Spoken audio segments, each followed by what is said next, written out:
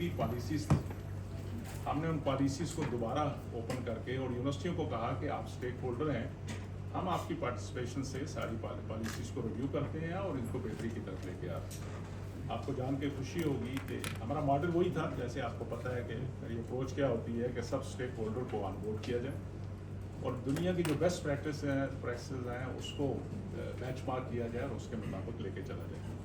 हमने under graduate policy जो थी, जिसके ऊपर बहुत ह्यू एंड क्राई था, आपको याद होगा 2021 में, 20 में, 22 में भी, उसको सबसे पहले लिया और उसमें देखा कि लोगों के क्या इश्यूज़ हैं, यूनिवर्सिटीज़ की क्या कमेंट्स हैं। मैंने सब यूनिवर्सिटियों के वाइस चांसलर की मीटिंग की, उनसे उनकी इनपुट ली और फिर कमेटी को वो सारे कंसर्न दिए और कमेटी जो उस पर काम कर रही थी उसने उस ड्राफ्ट को अमेंड किया और हमने वो पॉलिसी सारी यूनिवर्सिटियों को वापस भेजी, उनको टाइम दिया कि जी आप इसके मुताबिक अपनी जो है इनपुट दे दीजिए और फिर हम इसको लेके चलते हैं। It took us some good time of I think 6 to 8 month I believe, और उसके अंदर उसमें हमने मल्टीपल मीटिंग की और अल्हम्दुलिल्लाह एक पॉइंट पे आके एवरीबॉडी एग्रीज कि now this is a doable policy. और इसमें ये नहीं है बिल्कुल कि हमने आंखें बंद करके हर एक की बात को ऐड किया या हर एक की बात को डिलीट किया, नहीं, हमने बेस्ट प्रैक्टिसेस को सामने रखा। आइए प्रेसिडेंट साहब, तो उसमें जब सब एग्री कर गए तो फिर हमने वाइस चांसलर का फिर एक फोरम किया वर्चुअली और उसमें उन सब के सामने वो फिर दोबारा डॉक्यूमेंट रखा कि अभी भी किसी को एतराज़ है तो इस चीज़ को देख लें। तो अल्हम्दुलिल्लाह वो जब एग्री हो गया सारा, फिर हमने उसको कमीशन में ले गए, कमीशन ने उसको अप्रूव किया और अल्हम्दुलिल्लाह now that policy is on ground and it is being implemented. उस दौरान हमने इस पॉलिसी को ऑनलाइन लाइव भी रखा, लाइव डॉक्यूमेंट के तौर पे, कि अगर आम पब्लिक को किसी को भी एतराज़ है, किसी को भी ये मसला है कि इसमें कोई ज़्यादती हो रही है या वो काम जो दुनिया कर रहा है हम नहीं कर रहे, तो आप इनपुट दे सकते हैं। हर एक ने उसमें अपनी इनपुट दिया। इसी तरह फिर हमने ग्रेजुएट पॉलिसी, MS PhD की पॉलिसी को यही प्रोसेस लिया। फिर open distance learning education, a long waited हमारा एक चीज़ थी। 2000 कब की पहली पॉलिसी अप्रूव हुई थी दादा?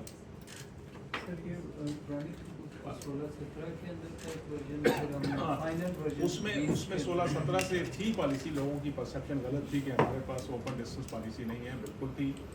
और लेकिन उसके अंदर कुछ इश्यूज आ रहे थे, मसाइल थे, इसी को रिव्यू करने के लिए उस वक्त डॉक्टर ज़िया अहमद यूनिवर्सिटी में होते थे, क्योंकि मेजर डिस्टेंस एजुकेशन पे हमारी यूनिवर्सिटी थी, हमने इनको भी ऑन बोर्ड किया। फिर इन्होंने ये डॉक्यूमेंट रिव्यू किया, फिर उस डॉक्यूमेंट को हमने जो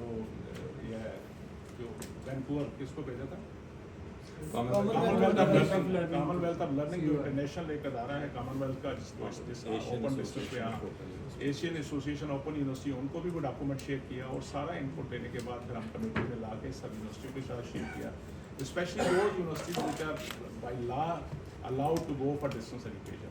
प्लस हमने दूसरी यूनिवर्सिटी को भी ऑन बोर्ड किया, क्योंकि अब आने वाले दिनों पे ये total education system is going to be changing और ऑनलाइन मैक्सिमम एजुकेशन होगी और इस वक्त दुनिया उस तरफ तेज़ी से शिफ्ट हो रही है। और हमने भी अपनी यूनिवर्सिटियों को, जिनकी इवन लॉ में नहीं लिखा हुआ, उसके लिए एक क्राइटेरिया बना दिया कि आप ये चीज़ें मुकम्मल करें तो आप भी आस्ता आस्ता इस पर शिफ्ट होना शुरू कर दें ताकि आपकी कैपेसिटी बढ़े।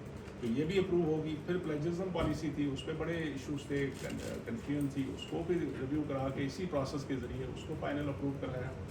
फिर हमने TNE, एक बहुत बड़ा इशू, उस पर बड़ा ह्यू एंड क्राई भी हुआ, लोगों ने आर्टिकल भी लिखे, हमारे खिलाफ प्रोपेगेंडे भी किए, जो TNE के नाम पे हमारे यहाँ बहुत से मसाइल पैदा हो गए थे। आइए ना, TNE के नाम पे बहुत मसाइल हमारे पैदा हो चुके थे। इवन जो मार्कियाँ नहीं चल रही थी, उन्होंने वहाँ पे ये TNE के नाम पे काम शुरू कर दिया था और डिग्रियों का मसाइल बाहर की दुनिया की डिग्रियाँ लेके आ रहे थे। तो अच्छी बात है, लेकिन इस तरह नहीं। तो हमें मसाइल पैदा हुए, तो हमने UK गवर्नमेंट को बताया, ब्रिटिश कौंसिल को ऑन बोर्ड किया, हम UK जाके उनको बताया कि ये चैलेंजेस है। और मैंने पाकिस्तान में उस वक्त 2022-23 में बंद कर दिया कि आज के बाद नई कोई TNE भी हम किसी को नहीं देंगे जब तक वो क्वालिटी और स्टैंडर्ड इंश्योर नहीं करेंगे वहाँ से जो TNE प्रोवाइडर हैं इंटरनेशनल लेवल। वो it took us 1 year to finalise document. और मेरी उस पर एक ऑब्जर्वेशन थी जो राइटिंग की, मेरा ख्याल है कि मैंने सोचा कि हम दुनिया को अपनी मार्केट में तो आने दे रहे हैं, हमें कोई आने दे रहा है कि नहीं दे रहा। तो मैंने UK गवर्नमेंट के साथ पहले एक चीज़ तो रखी सर कि जो क्वालिटी आप UK में इंश्योर करते हो, अगर पाकिस्तान में आप किसी यूनिवर्सिटी को भेजते हो तो इंश्योर करेंगे कि यही क्वालिटी उधर भी होगी। ये नहीं हो सकता कि उधर आप सिंपली डिग्रियां दें और क्वालिटी इधर अपनी तरफ करें, तो हम अपने मुल्क में ये चीज़ नहीं अफोर्ड करें। उस पर वो एग्री कर गए। लेकिन दूसरा जो बड़ा मेरी रिक्वेस्ट थी उनको, जो उनके लिए एक सरप्राइज था, कि you have to go for reciprocal basis also. وہ کہتے ہیں یہ کیا ہوتا ہے؟ میں نے کہا جی آپ اگر چاہتے ہیں کہ ہم آپ کی یونیورسٹیوں کو پاکستان آنے دیں تو آپ میری پاکستان کی یونیورسٹیوں کو یو کے بھی آنے دیں. ہمارا جو پیٹریٹ پاکستانی وہاں ہیں ہیوج ان کا وہاں پہ لوگ ہیں, ان کو بھی چاہیے کہ ریزنیبل پرائز پہ ان کو اچھی ایجوکیشن ملے. تو پہلے تو انہوں نے کہا جی ہم سے کبھی کسی نے پوچھا نہیں. میں نے کہا آپ سے شروع کر دوں. تو الحمدللہ جب سر اسٹیو سمتھ پاکستان آئے کو 25-26 یونیورسٹیوں کو لے کے وہاں سے 16 یا 18 یونیورسٹیوں جی 18 اچھی یونیورسٹی 5 ڈپارٹمنٹ تھے. 5 اپنے ڈپارٹمنٹ بھی آئے. تو یہ کنٹینیو 1 ایئر کی ایکسرسائز کے بعد finally both side agree on T N E policy, UK government also, Pakistan also. ہم نے یہاں پہ اپنے رمضان میں آپ کو یاد ہوگا وائس چانسلر کا ایک فورم رکھا تھا پورے, اس میں ان کے سامنے ان کو بھی پریزنٹ کیا, سب نے ایگری کیا اور فائنلی ہم نے T N E policy prove کر کے آئی تھنک اس پہ ویب سائٹ پہ ڈال دیے, وہ بھی اویلیبل ہے. اسی طرح انسٹیٹیوشن پالیسی تھی افیلیشن کی, آپ کو یاد ہوگا کہ ہم نے 2022 کے اینڈ میں 23 میں ہم نے افیلیشن کو بین کر دیا پبلک سیکٹر یا پرائیویٹ سیکٹر جو بھی تھے, اس لیے کہ رائٹلی سو کہ مجھے وائس چانسلر نے کہا جی کہ اتنا پریشر ہوتا ہے تو آپ ہمیں ہیلپ آؤٹ کریں. تو میں نے پوچھا پالیسیاں کوئی ہیں؟ انہوں نے کہا جی ہر یونیورسٹی کی اپنی پالیسی, کیونکہ ہم ہر یونیورسٹی کی اکانومی انٹرفیئر نہیں کرنا چاہتے, لیکن یہ بھی ایک کاز تھا جو ہمیں اس وقت میجر جو کوالٹی. دیکھیں پاکستان میں آج بھی لوگ بڑا کہتے ہیں جی کوالٹی کے ایشوز ہیں, میں خود بھی مانتا ہوں کہ کوالٹیز کے ایشوز, لیکن یونیورسٹیوں سے زیادہ ایشو ان افیلیٹڈ کالجز کا ہے جو 4000 سے زیادہ ہیں پاکستان میں جو یونیورسٹیوں کے ساتھ افیلیٹڈ ہو گئے. اس کوالٹی کو انشور کرنا نہ, میرا خیال ہے یونیورسٹیوں کے پاس بھی کوئی اس طرح کا میکینزم نہیں تھا. وہ سمجھتے تھے صرف افیلیشن فیس لینی ہے, ایگزام لینا ہے, اس کی فیس لینی ہے اور دیٹس اٹ, ہماری ذمہ داری ہے اور ڈگریاں دے دیں. اس میں بہت سے مسائل تھے. تو جیسے ہی یہ ہمارے سامنے آیا تو ہم نے اس کو بین کر دیا. اس کے بعد کہ کوئی افیلیشن نہیں ہوگی جب تک اس کا کوئی پالیسی نہیں بنتی اور اس کے سارے مانتے نہیں ہیں, پھر اس کے بعد چلیں گے.